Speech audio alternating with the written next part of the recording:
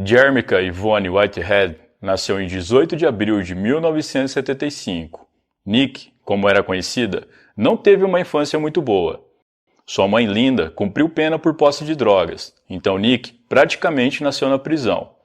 Seu pai não se importava com ela. Desse modo, ela foi criada por sua avó materna, Della Fraser. Della não impunha limites para Nick. Ela saía a hora que queria, não tinha horário para voltar e costumava se envolver com qualquer tipo de pessoa. Quando tinha 17 anos, Nick acabou engravidando das gêmeas Jazz Maya e Tess Maya. Jazz e Tess, como as meninas eram chamadas, acabaram sendo criadas por Della Fraser, avó de Nick, que também não colocou limites para as meninas e elas cresceram fazendo o que queriam. O pai das meninas também não se importava muito com elas. Até onde se sabe, ele se casou novamente e se mudou para o Canadá. No ano de 2000, quando Nick estava com 25 anos e as gêmeas com 7, ela conheceu um homem chamado Robert Head, um caminhoneiro de 55 anos. Pouco tempo depois, Nick e as meninas foram morar com Robert na cidade de Converse, que fica no estado da Geórgia, uma cidade pequena, com uma população estimada em 16 mil habitantes. Nick matriculou as gêmeas em aula de balé e música. Ela queria garantir que suas filhas tivessem uma boa educação. As gêmeas também eram escoteiras, ótimas alunas na escola e inseparáveis. Em 2007, quando as duas tinham 13 anos, Nick pediu a custódia das meninas, que até então era de sua avó, Della Fraser. Os problemas começaram quando as garotas entraram para o ensino médio. As meninas queriam sair o tempo todo. Passavam grande parte do dia no celular conversando com rapazes mais velhos.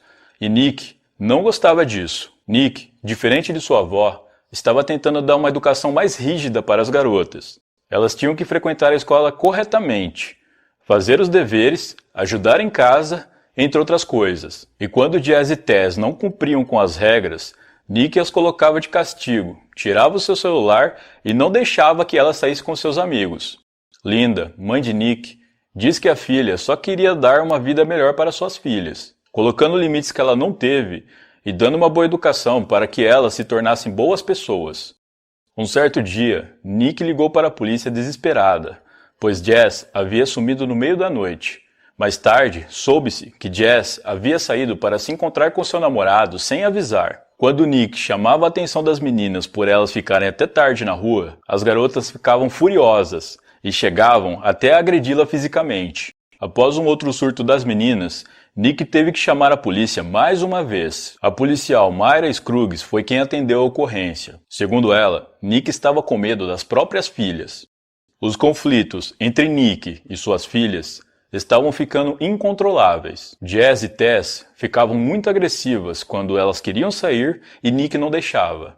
Elas disseram para a policial Mayra que queriam voltar a morar com sua bisavó Della Fraser, onde elas não tinham tantas regras para seguir. A policial Mayra conversou um pouco com elas e depois deixou a casa. Antes mesmo de ir embora, ela escutou gritos vindo da casa. Quando foi ver o que era, viu Nick correndo em pânico, dizendo que assim que a policial saiu, as duas juntas atacaram ela com mordidas e arranhões. A policial Mayra foi conversar com as gêmeas novamente, mas as duas contaram para ela uma história totalmente diferente.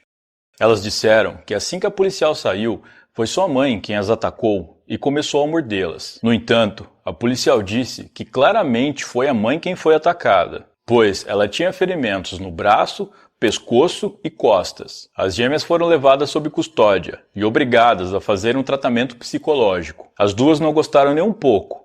Elas odiavam terem que ficar com a mãe. Segundo Della Fraser, avó de Nick e bisavó das garotas, Nick foi uma mãe muito ausente. Jazz e Tess achavam que sua mãe era hipócrita por tentar controlá-las, pois Nick, quando era jovem, fazia o que queria e elas queriam isso também. A ausência de Nick quando as meninas eram pequenas fez com que elas não confiassem na mãe e não achavam justo serem castigadas por ela. Isso criou uma atmosfera de ressentimento em casa, que piorou porque as gêmeas se uniram contra a própria mãe. As meninas voltaram a morar com a bisavó por um tempo, mas em 5 de janeiro de 2010, Nick recuperou a custódia. As gêmeas protestaram contra a decisão, mas o tribunal ordenou que elas e sua mãe vivessem juntas por um período de 2 semanas. No dia 13 de janeiro de 2010, o xerife Al Irving estava fazendo uma patrulha de rotina no final da tarde.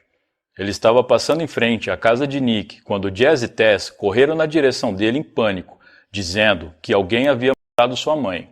O detetive Ken Swift foi chamado ao local. Segundo ele, dava para sentir o cheiro forte de sangue da porta da frente. Ele disse que nunca tinha visto tanto sangue na vida e que a cena parecia a casa dos horrores. Imediatamente, Jazz e Tess foram levadas para a delegacia. Segundo o depoimento das garotas, elas haviam acabado de chegar da escola, quando se depararam com a casa daquele jeito e com a mãe dentro da banheira. Os detetives descartaram o pai das meninas como suspeito, pois no momento do crime, ele estava no Canadá junto com a sua família. As garotas também disseram para o capitão Jack Dunn que sua mãe tinha 2 namorados, Robert, com quem ela morava, e um segundo homem chamado Joey, com quem ela namorava escondido. Jazz e Tess disseram que Robert ouviu sua mãe no telefone com esse outro homem e depois a confrontou. Com essas informações, a polícia começou a desconfiar de Robert, mas após um teste de DNA e um álibi, ele foi inocentado. Conforme os investigadores observavam as garotas na sala de interrogatório, eles perceberam um comportamento estranho por parte delas. Uma das garotas começou a morder o seu próprio braço, e quando o detetive perguntou por que ela estava fazendo aquilo, ela disse que fazia isso quando estava chateada. O detetive Ken, na tentativa de confortá-las, perguntou: "O que eu posso fazer para deixar isso mais fácil para vocês?" E uma delas respondeu: "Nós podemos assistir CSI?" O detetive ficou muito preocupado com essa resposta e achou que era uma atitude fora do normal. As garotas também mostravam falta de empatia quando falavam de sua mãe. Quando os detetives perguntavam como ela era, elas respondiam com insultos. Eles também repararam que elas ainda estavam usando luvas e pediu para ver as mãos e os braços delas. Jazz e Tess tiraram as luvas e suas mãos estavam cheias de cortes. Segundo elas, eram cortes causados por sua mãe, por causa da briga que tiveram. Notaram também que o tempo todo Tess ficava olhando para a câmera de segurança da sala de interrogatório e depois confortava a irmã, como se estivesse interpretando. Procurando por pistas na casa de Nick, eles notaram que as pias estavam limpas e havia uma bota marrom suja de sangue escondida no closet. Dentro dessa bota, havia um tufo de cabelo enrolado em guardanapo, escondido bem no fundo. Desconfiados das garotas, os detetives começaram a interrogá-las, perguntando tudo o que elas fizeram no dia do crime. Segundo o depoimento das duas, elas perderam o ônibus, então tiveram que ir andando para a escola por volta das 7h30 da manhã. No entanto, uma câmera de segurança de um posto de gasolina mostra as garotas pegando carona com um estranho. Elas ainda disseram que chegaram na escola atrasadas cerca de 10 minutos, mas câmeras de segurança da escola mostraram que elas chegaram horas depois, por volta das 11 da manhã. Pelos próximos meses, as gêmeas voltaram a morar com sua bisavó, enquanto os detetives tentavam juntar mais provas. Eles fizeram um exame na arcada dentária de Nick e compararam com uma mordida no braço de uma das gêmeas. Eles perceberam que era igual, e também havia cabelos nos dentes de Nick, indicando que ela havia lutado por sua vida. Com essas novas evidências, a polícia decidiu prender Jazz e Tess depois da aula.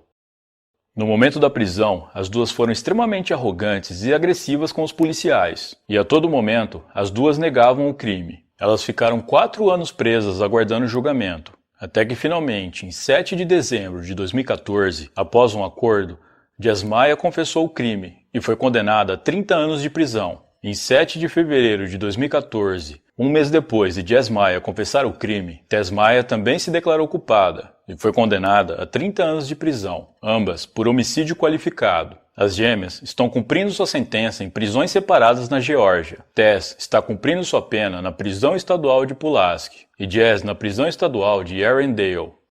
Elas foram consideradas aptas para a liberdade condicional em 2017. De acordo com a confissão das gêmeas, o crime aconteceu da seguinte forma. Nick acordou elas para que elas se preparassem para a escola, mas elas não queriam acordar.